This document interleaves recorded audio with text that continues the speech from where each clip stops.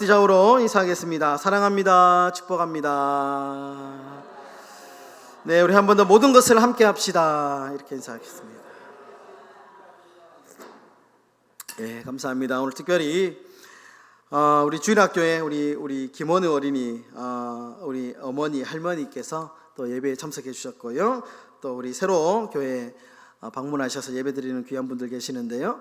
함께 또 예배를 통해서 또 은혜 받고 또 위로받는 시간 되었으면 좋겠습니다. 소리가 잘 들리십니까 이제?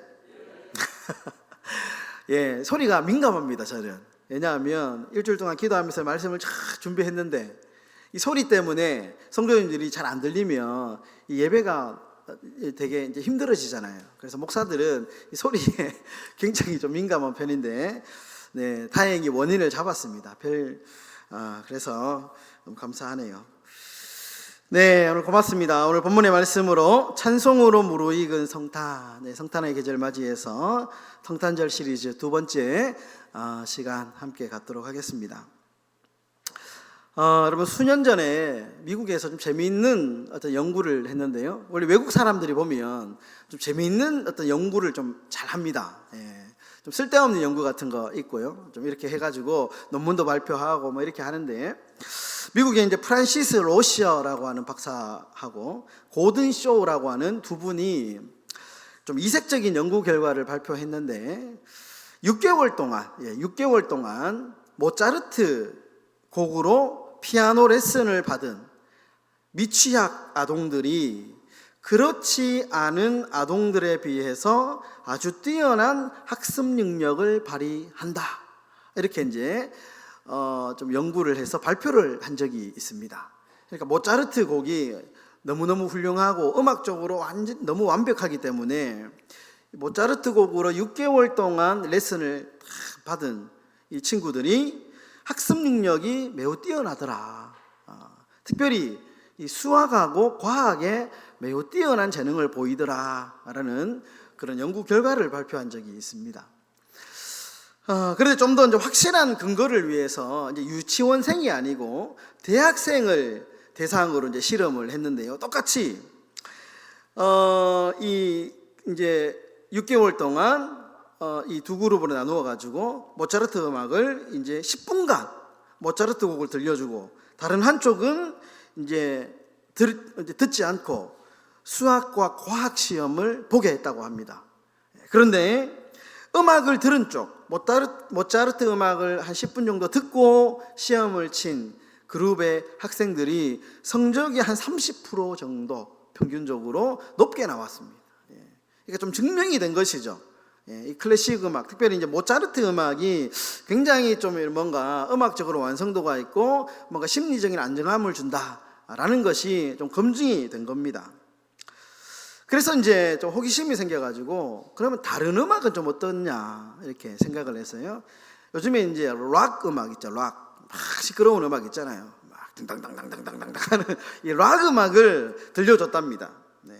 근데 이 시끄러운 락 음악을 들려주고 시험을 쳤는데 오히려 반대 효과가 나왔답니다. 평소보다 훨씬 더 이 점수가 낮게 나왔다는 거예요. 음악적으로 그렇게 이제 우리의 정서에 좋은 영향력을 못 미친다라는 뜻이겠죠. 근데 더 흥미로운 게 있는데요. 여러분 들어보셨을 거지만 식물들도 음악에 영향을 많이 받는답니다.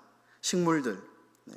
미국의 도로시 리틀락이라고 하는 박사가 하루 평균 3시간 동안 락 음악을 식물들에게 들려주었는데, 그런데 애호박에 좀 불필요한 주름이 많이 생기고, 그리고 토마토가 좀 납작해지고 모양이 이쁘지 않고요, 좀 울퉁불퉁하고 납작한 토마토가 나오고, 옥수수가 이렇게 구부러지고 모양이 예쁘지 않게 열매가 맺더라는 겁니다. 락 음악을 틀어주는데. 근데 반대로 이 클래식 음악, 클래식 음악이나 뭐 어떤 잔잔한 이런 어떤 음악을 들려주니까 식물들이 아주 싱싱하고 건강하고 아주 예쁜 열매를 맺었다. 그 음악이 얼마나 우리의 인생에 큰 영향을 미치는가를 보여주는 단편적인 예라고 할 수 있겠죠. 음악이 참 중요합니다. 평소에 우리가 음악을 참 좋아하잖아요. 그죠? 음악. 여러분 감사하게도 우리에게는 가장 좋은 음악이 있습니다. 여러분 기독교회에는 참 정말 좋은 음악이 있죠. 특별히 찬송. 우리가 늘 예배 안에 꼭 반드시 찬송은 2장 들어갑니다. 예배 반드시 찬송 2장 들어가고요. 늘 우리 찬송가가 이렇게 잘 만들어졌잖아요. 찬송가가. 그래서 모든 대한민국의 교회는 하나의 통일된 찬송가를 가지고 있습니다. 이게 얼마나 축복인지 몰라요. 그래서 찬송가 몇 장 하면 탁 이렇게 펴가지고 그 찬송을 부르죠. 우리에게 너무 감사한 일이죠. 좋은 음악이 있습니다. 늘 음악을 가까이 하고. 그래서 뭐 내가 노래를 잘하든지 뭐 노래를 좀 못 불러도 노래를 듣는 것은 다 좋아하거든요. 그래서 늘 이 찬송을 가까이 하면 참 좋겠다. 그런 복음성 중에 이런 복음성이 있죠. 찬송을 부르세요. 아주 짧은 곡인데 찬송을 부르세요. 찬송을 부르세요. 놀라운 일이 생깁니다. 찬송을 부르세요. 아주 짧은 몇 마디 안 되는 이 노래지만 이 안에 우리가 부르는 찬송이 얼마나 능력이 있느냐. 그럼 성경에도 그런 이야기가 나오죠. 빌립보 감옥에 있는 바울과 실라가 옥에 갇혀 있을 때 찬송 불렀을 때에 천사가 돕고 막혀 있는 문제가 해결되고 이런 일들이 일어나지 않습니까? 찬송에 놀라운 능력이 있죠. 여러분 오늘 찬송 이야기로 이제 설교를 좀 시작하는데 오늘 본문이 여러분 이 마리아의 찬송, 마리아의 찬가라고 우리가 제목을 붙이는 마리아의 노래가 오늘 본문입니다. 그래서 성경을 보시면 여러분 위에 마리아의 찬가 뭐 이렇게 이제 제목이 딱 붙어 있습니다. 마리아의 노래 이렇게 붙어 있는 성경도 있고요. 마리아가 여러분 천사로부터 결혼을 하지 않았음에도 불구하고 이 아이를 잉태하게 될 것이다. 수태고지라고 하는데 마리아가 천사로부터 수태고지를 받습니다. 그리고 며칠 후에 세례 요한의 어머니, 세례 요한의 어머니인 엘리사벳, 그 당시에는 엘리사벳이 세례 요한을 뱃속에 잉태하고 있었거든요.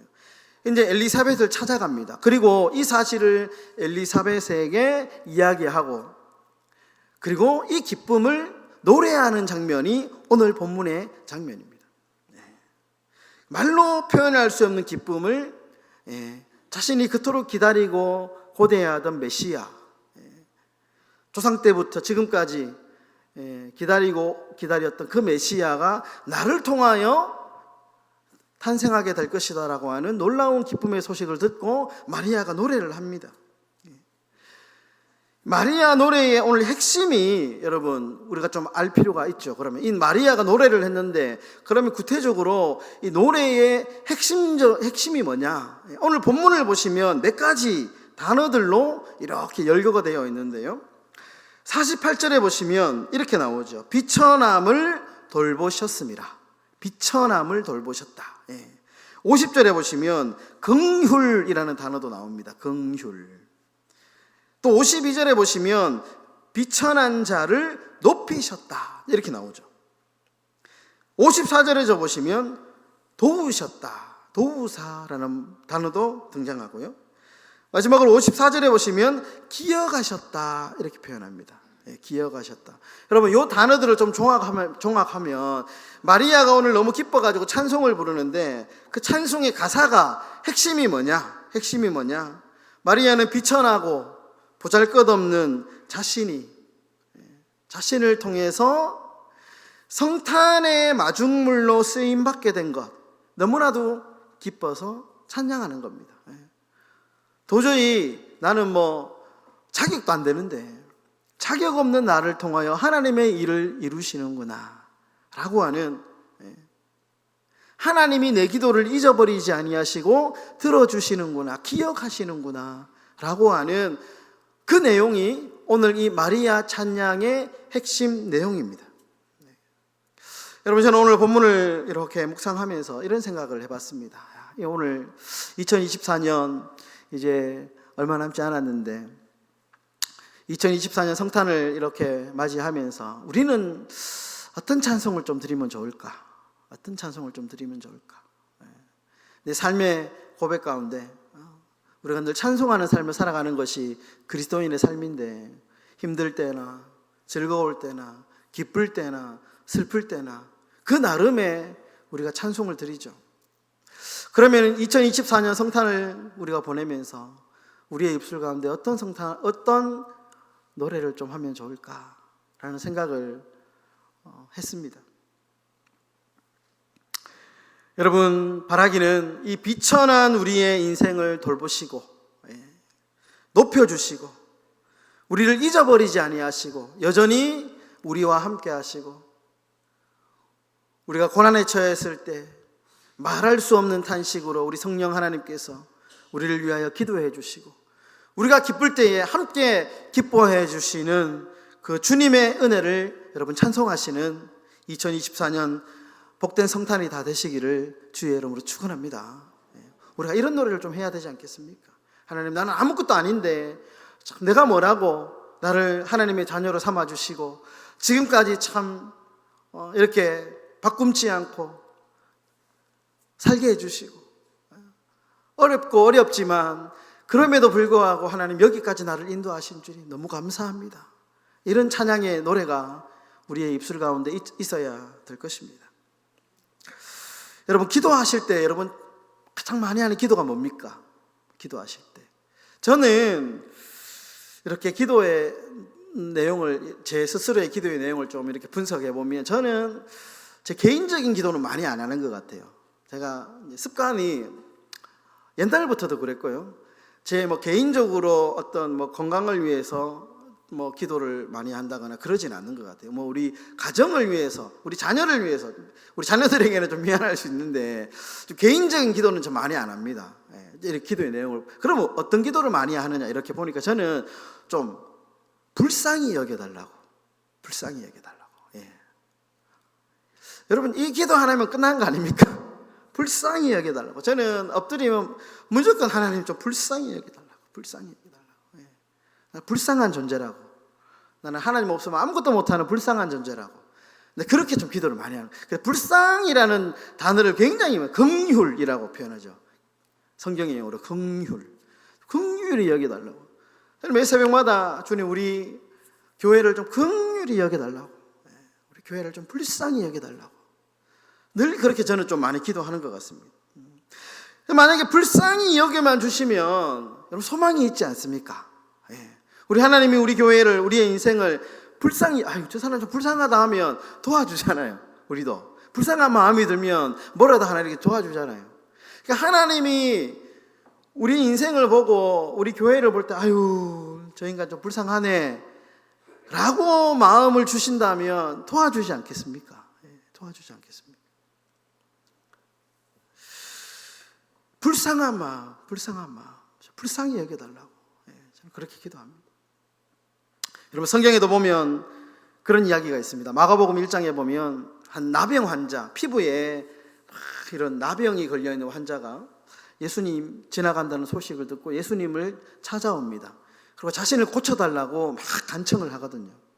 그런데 마가복음 1장을 보면 이 마가복음의 저자, 이 성경을 쓴 성경의 저자가 그 당시에 예수님의 반응을 좀 재미있게 묘사를 합니다. 여기 보시면 마가복음 1장 41절에 보시면 아주 좀 이제 우리가 그냥 쓱 흘려 지나면 잘 모르는데요. 가만히 보면 예수님의 어떤 좀 그 당시에 이 반응을 이렇게 좀 아주 섬세하게 묘사를 하고 있는데, 마가복음 1장 41절에 이렇게 표현합니다. 예수께서 불쌍히 여기사 손을 내밀어 그에게 대시며 이르시되 내가 원하노니 깨끗함을 받으라 하시니. 그럼 예수님께서 이 나병 환자를 치료해 주시는데, 그런데 치료하기에 앞서서 병자에 대한 예수님의 마음이 어떠했는지를 이렇게 소개합니다. 예수님의 마음이 어땠느냐? 불쌍히 여기셨다, 이렇게 이야기합니다. 불쌍히 여기셨다, 긍휼히 여기셨다.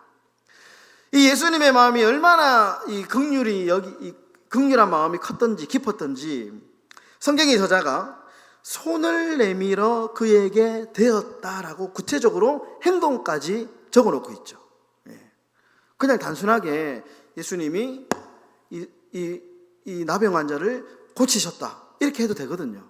그런데 성경의 저자가 예수님의 마음, 그 당시에 이 나병 환자를 얼마나 긍휼히 여기는지 그거를 상세하게 묘사를 하고 있는 거예요. 그 마음이 얼마나 깊은지 손을 대었다.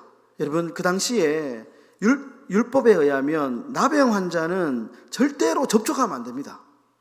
만날 수도 없고 만질 수도 없고요, 서로 이렇게 멀리서 인사도 안 합니다. 나병 환자는 자기들끼리 모여가지고요 그냥 외롭게 살아가는 사람들이거든요.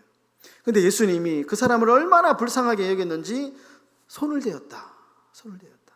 긍휼히 여기셨다. 그 예수님이 긍휼히 여기니까 나병 환자가 나음을 입습니다.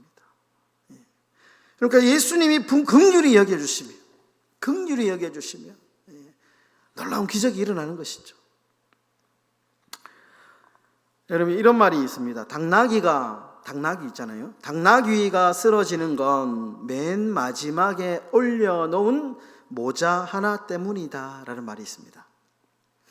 무슨 말이냐 하면, 짐을 실는 당나귀가 자기 힘에 넘치는 짐을 지고 억지로 막 버티는 거예요. 당나귀가 짐을 많이 지잖아요. 그러니까 짐을 막 주인이 막 올리죠. 근데 당나귀가 힘들지만 버티는 거예요. 버티고 발을 팍 떨면서 버티고 있습니다. 그런데 이 주인이 이제 짐을 다 올리고 땀을 닦으려고 모자를 딱 벗어가지고 땀을 닦으면서 모자 하나를 딱 올렸는데 당나귀가 덜퍼덕 주저앉은 거예요. 여러분, 주인의 입장에서는 이야, 저거 뭐 모자가 무게가 얼마나 간다고, 저 쓸모없네, 형편없네, 나귀를 욕할 수 있지만 나귀의 입장에서는 그 모자 때문에 쓰러진 게 아니잖아요. 그 무거운 짐을 버티다가 모자가, 그 가벼운 깃털 같은 모자를 올려놓았는데 결국에는 한계가 버티지 못하고 쓰러진 거죠. 여러분, 우리 사람도 그렇습니다. 살다가 보면 여러분, 가정에서나 직장에서나 교회에서나 정말 힘에 부칠 정도로 막 우리가 일을 합니다. 막 이겨내면서, 견디면서, 인내하면서, 스트레스가 있지만 이겨내면서 막 하는데, 그런데 문제는 이 스트레스가 어떤 힘든 게 해결되는 게 아니고 계속 쌓이죠. 쌓이다가 그냥 누군가의 가벼운 농담 한마디, 아니면은 뭐 어떤 사소한 어떤 말 한마디 때문에 폭발해 버리잖아요. 그러면 이제 상대방의 입장에서는 왜 저렇게 민감해? 이렇게 얘기하잖아요. 아무것도 아닌 것 가지고. 왜 그깟 일로 그렇게 뭐 상처받고, 아무것도 아닌 일 가지고 이렇게 이제 이야기를 한단 말이죠. 그런데 그 사람의 입장에서 보면 그게 아무것도 아닌 게 아니죠. 참다가 힘들게 하다가 그 사소한 말 한마디나 그죠? 행동 하나 때문에 폭발하는 것이죠. 사람들은 막 비난하죠. 모르고, 마음을 모릅니다. 마음을 몰라요. 여러분, 사람은 그래서 막 판단하잖아요. 여러분, 사람은 판단하는데 하나님은 판단하지 않습니다. 힘들고 지치고 정말 막 여기까지 숨이 턱에까지 차 있을 때, 도움이 절실히 필요할 때 우리 하나님께서 도우시고 불쌍히 여겨주시고 위로해 주시는 분이 누구냐? 바로 우리 하나님이다 라는 겁니다. 여러분, 예수님이 이 땅에 오셨다, 성탄하셨다라는 것은 우리를 불쌍히 여겨주심의 증거이죠. 우리를 고아처럼 버리지 않으셨다라는 증거입니다. 우리를 사랑하셨다라고 하는 증거입니다. 그렇기 때문에 인간의 몸을 입고 이 땅에 낮고 낮은 몸으로 성탄하신 것이죠. 이사야 41장 10절에 이렇게 말씀합니다. 두려워하지 말라, 내가 너와 함께함이라. 놀라지 말라, 나는 내 하나님이 됨이라. 내가 너를 굳세게 하리라. 참으로 너를 도와주리라. 참으로 나의 의로운 오른손으로 너를 붙들리라.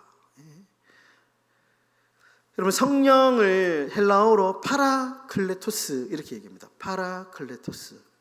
우리나라 말은 이게 적당한 번역하는 말이 없어요. 그래서 보혜사라고 한자로 번역했습니다. 보혜사. 우리를 보호하시고 지켜주시는 분, 보혜사라고 번역을 했습니다. 파라클레토스, 돕는 사람. 영어는 그래서 헬퍼라고 번역해요. 헬퍼. 성령님은 어떤 분이시냐? 우리 하나님은 어떤 분이시냐? 우리를 도와주시는 분. 우리가 하나님의 율법대로 잘 사나, 신앙생활 잘하나 못하나 감시하고 째려보고 그렇게 하시는 분이 아니고, 말할 수 없는 탄식으로 우리가 힘들고 어렵고 연약할 때에 우리를 도와주시는 분이 성령 하나님이시고 예수님이시고, 우리가 그런 분을 믿고 있다는 것입니다. 우리 신앙에 대해서 좀 다시 정립을 좀 해야 돼요. 우리 너무 막 이렇게 내가 신앙생활 잘하고 있나 막 이렇게 벌벌 떨잖아요. 두려움의 하나님도 물론 있습니다. 그러나 우리 하나님은 우리를 위로하시고 우리와 함께 하시고 우리가 동행하시는 하나님을 믿고 있다는 거죠.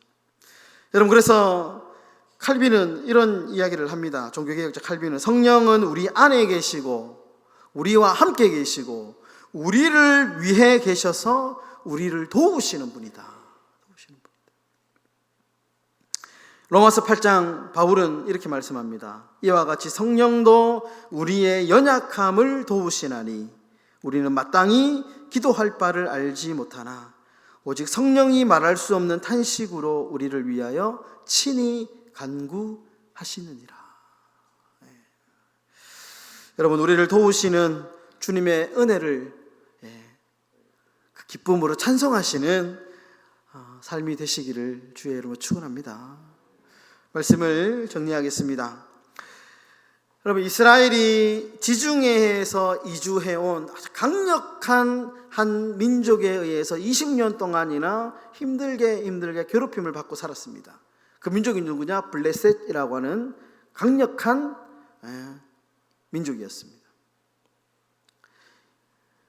이 블레셋이라고 하는 정말 강력한 이 민족 때문에 온갖 고초와 수모를 겪고 살았어요. 상황이 너무 어렵기 때문에 경제는 바닥이 치고 정치는 무력하고 사회는 질서와 원칙을 찾아볼 수 없는 매우 혼란한 상황 속에 있었습니다. 그때 하나님께서 이 블레셋에서 건져내실 한 사람을 선택하는데 사무엘을 선택합니다. 그래서 사무엘 선지자가 하나님께 부름을 받고 사무엘을 중심으로 힘을 모아서 블레셋을 몰아냅니다. 그런데 여러분, 이스라엘 백성들은 아무런 무기도 없었습니다. 나무 막대기 하나 있었습니다. 그런데 블레셋은 뭘 들고 있었냐? 철제 무기, 철무기를, 칼을 가지고 있었습니다. 창과 나무의 싸움이었습니다. 기적적으로 이스라엘이 승리합니다. 사무엘이 이 기적적인 승리를 경험하고 난 뒤에 주님께 이렇게 기도합니다. 사무엘상 7장 12절, 우리 다 같이 한번 읽어보도록 하겠습니다. 시작. 사무엘이 돌을 취하여 미스바와 센 사이에 세워 이르되 여호와께서 여기까지 우리를 도우셨다 하고 그 이름을 에벤에셀이라 하니라. 에벤에셀. 도저히 이길 수 없는 전쟁을 승리하고 난 뒤에 사무엘이 돌을 세워가지고 하나님께 기도하는데 하나님이 도우셨다. 에벤에셀. 기도하신 겁니다. 여러분, 여기까지 우리를 도우셨다. 성도 여러분, 2024년 우리가 출발한 지 엊그제 같은데 벌써 여기까지 왔습니다. 생각해보면 정말 주님이 도우셨습니다. 주님이 돕지 않고는 여기까지 올 수 없었습니다. 우리 교회 정말 우리 주님이 긍휼히 여겨주셔가지고 불쌍히 여겨주셔가지고 우리 교회가 점점 좋아지고 있지 않습니까? 좋아지고 있죠. 왜냐하면 하나님이 여기까지 도우시고 비천한 우리를 긍휼히 여겨주셨기 때문에. 여러분, 이거 찬양해야 되지 않겠습니까? 우리가 이 은혜를 우리가 찬양해야 되지 않겠습니까? 여러분, 지금까지 도우시고 여기까지 인도해 주신 이 에베네셀의 하나님을 찬송하시는 복된 2024년 성탄이 되시기를 주님의 이름으로 축원합니다. 우리